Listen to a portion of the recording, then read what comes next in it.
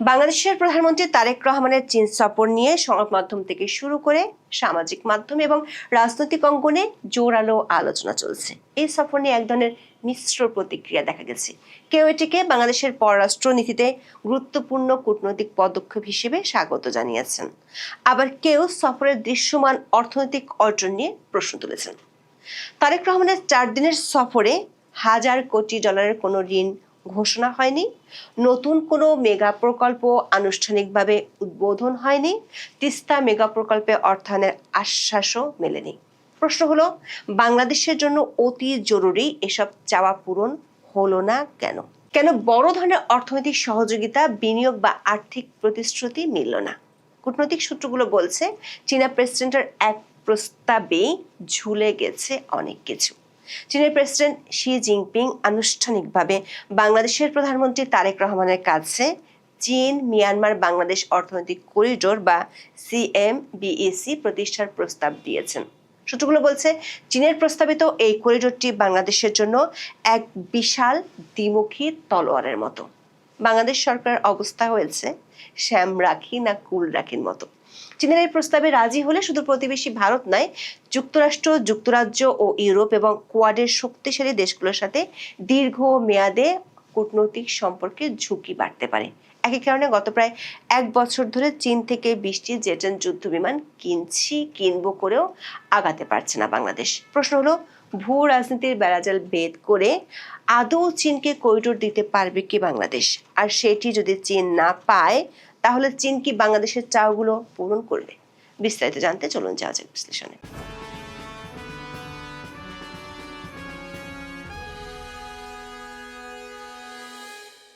বাংলাদেশের পররাষ্ট্র মন্ত্রণালয়ের কর্মকর্তাদের দাবি, দেশের প্রধানমন্ত্রী তারেক রহমানের চীন সফরে দুই দেশের সম্পর্ককে সর্বোচ্চ কূটনৈতিক কাঠামোয় উন্নীত করা, মিয়ানমার হয়ে নতুন অর্থনৈতিক করিডোরের আলোচনা, প্রথমবারের মতো 2+2 নিরাপত্তার সংলাপ, তিস্তা প্রকল্পে অর্থায়ন, GDI এর যোগদান এবং 17টি সমঝোতা সব মিলিয়ে সফরের সবচেয়ে বড় অর্জনগুলো দৃশ্যমান অবকাঠামোর চেয়ে অনেক বেশি কৌশলগত।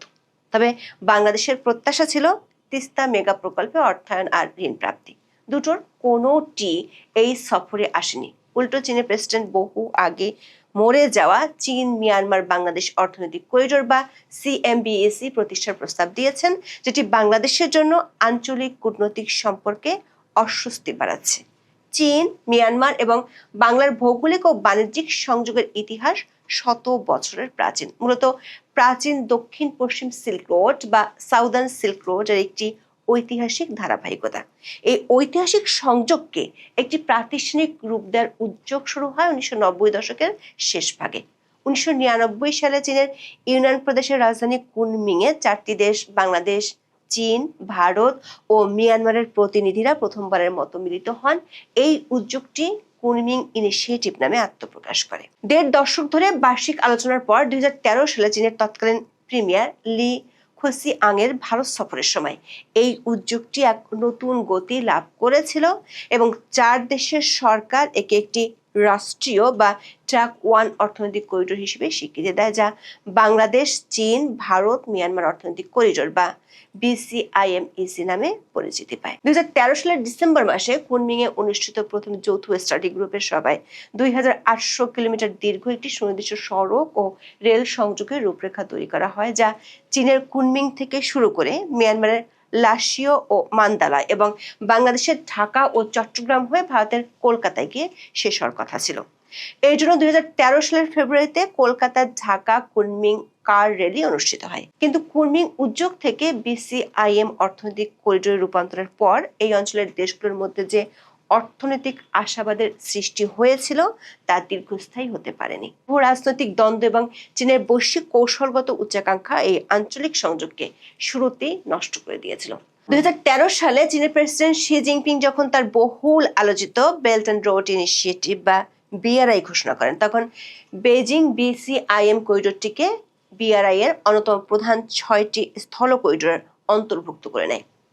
ভারতের নীতি নির্ধারকেরা মনে করেন BCIM মূলত একটি উপ আঞ্চলিক ও পারস্পরিক বাণিজ্যিক প্রকল্প ছিল, কিন্তু চীন একে তার একক বৈশ্বিক ভূকৌশলগত প্রকল্প BRI এর অংশ বানিয়ে এর মূল চরিত্রই বদলে দিয়েছিল।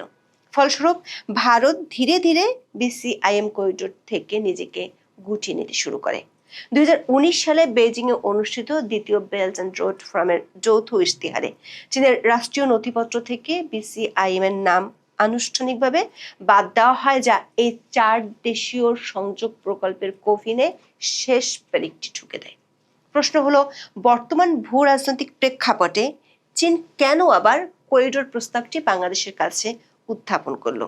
এর উত্তর লুকিয়ে আছে চীনের বৈশ্বিক ভূকৌশল এবং জ্বালানি নিরাপত্তার জটিল সমীকরণে। চীনের জ্বালানি নিরাপত্তার সবচেয়ে দুর্বলতম স্থান হলো সিঙ্গাপুরের অদূরে অবস্থিত সংকীর্ণ মালাক্কা প্রণালী।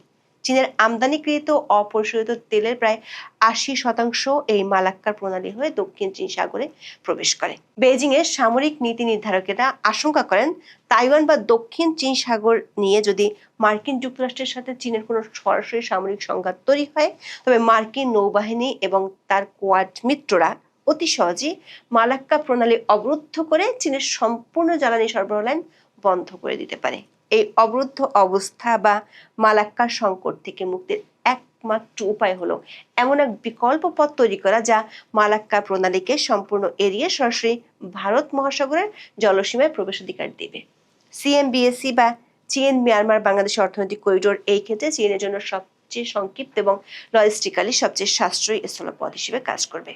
তাছাড়া মিয়ানমারের রাখাইন রাজ্যের কিয়াকফিউ গভীর সমুদ্র বন্দর এবং মাদাই দ্বীপে ইতিমধ্যে চীনের একটি অত্যন্ত সক্রিয় জ্বালানি টার্মিনাল ও 770 কিলোমিটার দীর্ঘ গ্যাস ও তেল পাইপলাইন রয়েছে, যা সরাসরি চীনের ইউনান প্রদেশের কুনমিং শহরের সাথে যুক্ত।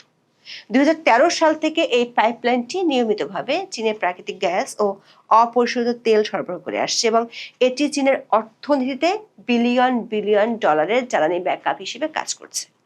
কিন্তু মিয়ানমারের তীব্র অভ্যন্তরীণ গৃহযুদ্ধ এই পাইপলাইনের নিরাপত্তাকে বড় ধরনের হুমকিতে ফেলেছে। চীন যদি মিয়ানমার হয়ে এই সংযোগটি বাংলাদেশের চট্টগ্রাম ও কক্সবাজারের সড়ক ও রেল নেটওয়ার্কের সাথে যুক্ত করতে পারে, তবে তা কিয়াকফিউ ভিত্তিক করিডোরটিকে একটি বহুমাত্রিক এবং তুলনামূলকভাবে নিরাপদ নেটওয়ার্কে পরিণত করবে। বিশ্লেষকরা মনে করেন, বাংলাদেশের কাছে ভবিষ্যৎ ভূ রাজনীতি বিবেচনায় চীনের সবচেয়ে বড় স্বার্থ হয়ে দাঁড়াচ্ছে এই করিডোর, কারণ তাতে চীনের ইউনান প্রদেশের অবহেলিত অর্থনীতির বিকাশ হবে। চীনের প্রস্তাবিত এই ত্রিদেশীয় করিডোরটি কুনমিং থেকে শুরু হয়ে মিয়ানমার সীমান্তের রুইলি শহর পর্যন্ত বিস্তৃত। রুইলি সীমান্ত অতিক্রম করে এই করিডোর মিয়ানমারের লাসিও এবং দেশটির প্রধান বাণিজ্যিক কেন্দ্র মান্দালয় পৌঁছাবে। মান্দালয়কে এই করিডোরের প্রধান হাব বা সংযোগ স্থল হিসেবে বিবেচনা করা হয়। মান্দালয় থেকে করিডোরের প্রধান শাখাটি দক্ষিণ পশ্চিমে মোড় নিয়ে রাখাইন রাজ্যের কিয়াকফিউ গভীর সমুদ্র বন্দর এবং বিশেষ অর্থনৈতিক অঞ্চলের সাথে যুক্ত হবে। অন্য একটি শাখা মিয়ানমারের বৃহত্তম শহর ইয়াঙ্গুন পর্যন্ত যাবে। মিয়ানমারের রাখাইন রাজ্যের মংডু বা সীমান্ত শহরগুলো থেকে এই নেটওয়ার্কটি সরাসরি বাংলাদেশের কক্সবাজার জেলার ঘুমদুম সীমান্তের সাথে সড়ক পথে যুক্ত হবে। বিগত আওয়ামী লীগ সরকার আমলেই বাংলাদেশ 2000 থেকে কক্সবাজার পর্যন্ত রেল লাইন তৈরি করেছে এবং ঘুমদুম সীমান্ত পর্যন্ত 4 লেনের আধুনিক হাইওয়ে নির্মাণের কাজ আংশিক শেষ করেছিল।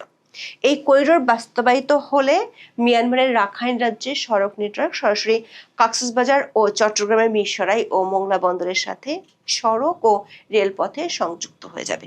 কিন্তু চীনের এই করিডোর প্রস্তাবের অর্থনৈতিক ও তাত্ত্বিক যুক্তি যতই শক্তিশালী হোক না কেন, মিয়ানমারের বর্তমান ভূখণ্ডগত বাস্তবতা এবং অস্থিতিশীল নিরাপত্তা পরিস্থিতি একে একটি সুদূর পরাহত ও প্রায় অসম্ভব প্রকল্পে পরিণত করেছে। প্রস্তাবিত করিডোরটি মিয়ানমারের যে রাখাইন রাজ্যের উপর দিয়ে বাংলাদেশে প্রবেশ করবে, সেই রাখাইন রাজ্যের প্রায় 90% এলাকা এখন জাতিগত সশস্ত্র গোষ্ঠী আরাকান আর্মির সম্পূর্ণ নিয়ন্ত্রণে। 2025 সালের জানুয়ারিতে আরাকান আর্মি রাখাইন রাজ্যের অ্যান টাউনশিপে অবস্থিত মিয়ানমার সেনাবাহিনীর ওয়েস্টার্ন রিজিওনাল কমান্ড সদর দপ্তর দখল করে নেয়। এই অ্যান টাউনশিপে অবস্থিত চীন মিয়ানমার তেল ও গ্যাস পাইপলাইনের প্রধান নিয়ন্ত্রণ ও পাম্পিং স্টেশন। এর ফলে বেইজিং এর সবচেয়ে স্পর্শকাতর কৌশলগত জ্বালানি লাইফলাইনটি এখন একটি সশস্ত্র বিদ্রোহী গোষ্ঠীর প্রত্যক্ষ নিয়ন্ত্রণে চলে গেছে। যদিও আরাকান আর্মি চীনের এই তেল ও গ্যাস পাইপলাইন এবং অন্যান্য চীনা অবকাঠামোর নিরাপত্তা নিশ্চিত করার প্রতিশ্রুতি দিয়েছে, তবুও একটি অরাষ্ট্রীয় সশস্ত্র গোষ্ঠী নিয়ন্ত্রিত যুদ্ধ কবলিত অঞ্চলের উপর দিয়ে বিলিয়ন ডলারের আন্তর্জাতিক ট্রানজিট পরিচালনা করা অত্যন্ত ঝুঁকিপূর্ণ। বিশ্লেষকরা মনে করেন এই ধরনের যুদ্ধাবস্থায় কোনো আন্তর্জাতিক পরিবহন করিডোর স্থাপন করা হলে তা নিয়মিতভাবে নাশকতা ও আক্রমণের শিকার হতে পারে, যা বিমা খরচ এবং পণ্যের নিরাপত্তা ঝুঁকি বহুগুণ বাড়িয়ে দেবে। প্রেসিডেন্ট শি জিনপিং যখন ঢাকা ও বেজিং এর সম্পর্ককে চীন Bangladesh community with a shared future in the new এরা বা যৌথ ভাগ্যের অংশীদারে উন্নীত করার প্রস্তাব দেন এবং এর অধীনে মিয়ানমার বাংলাদেশ করিডোরটি গড়ে তোলার আগ্রহ প্রকাশ করেন, তখন বাংলাদেশের পক্ষ থেকে এতে তাৎক্ষণিকভাবে সম্মতি দেওয়া হয়নি। বিশ্লেষকরা মনে করেন চীনের প্রস্তাবে সায় দিলে বাংলাদেশ সরাসরি বেশ কিছু শক্তিশালী দেশের রোশনালে পড়ে যাবে। প্রথমত, বাংলাদেশের অর্থনৈতিক ও বাণিজ্যিক ট্রানজিটের একটি বড় অংশ ভারতের উপর নির্ভরশীল। এছাড়া আছে পশ্চিমা দেশগুলোর অসন্তুষ্টি ও মার্কিন ওয়ার চাপ। বাংলাদেশের প্রধানমন্ত্রী যেদিন চীন সফরে যাবেন সেদিনই পররাষ্ট্রমন্ত্রী খলিলুর রহমানের সাথে দফায় দফায় বৈঠক করেছিলেন বাংলাদেশে নিযুক্ত আমেরিকা, যুক্তরাজ্য ও জাপানের রাষ্ট্রদূত। বাংলাদেশের তৈরি পোশাক খাতের সবচেয়ে বড় ক্রেতা হলো মার্কিন যুক্তরাষ্ট্র এবং ইউরোপীয় ইউনিয়ন। ঢাকায় নিযুক্ত মার্কিন রাষ্ট্রদূত ব্রেন্ট ক্রিস্টেনসন সরাসরি উদ্বেগ প্রকাশ করে বলেছেন, ওয়াশিংটন দক্ষিণ এশিয়ায় চীনের সামরিক ও কৌশলগত উপস্থিতি বৃদ্ধি নিয়ে উদ্বিগ্ন। তিনি বাংলাদেশকে চীনা সমরাস্ত্রের বিকল্প হিসেবে মার্কিন ও পশ্চিমা প্রতিরক্ষা সরঞ্জাম করার প্রস্তাব দিয়েছেন এবং চীনের সাথে খুব বেশি সংবেদনশীল কৌশলগত জোটে না যাওয়ার পরামর্শ দিয়েছেন। এই অবস্থায় চীনকে সরাসরি করিডোর সুবিধা দিলে তা বাংলাদেশকে মার্কিন ইন্দো প্যাসিফিক স্ট্র্যাটেজি এবং কোয়াড জোটের শত্রুতে পরিণত করতে পারে। বিশ্লেষকরা মনে করেন চীনের ঋণের ফাঁদে পা দিয়ে অতীতে সর্বশান্ত হওয়ার রেকর্ড আছে। শ্রীলঙ্কার হাম্বানটোটা বন্দর নির্মাণে চীনা ঋণ পরিশোধ করতে না পেরে শেষ পর্যন্ত 99 বছরের জন্য বন্দরটি চীনের কাছে হস্তান্তর করতে হয়েছে, যা শ্রীলঙ্কার সার্বভৌমত্বকে খর্ব করেছে।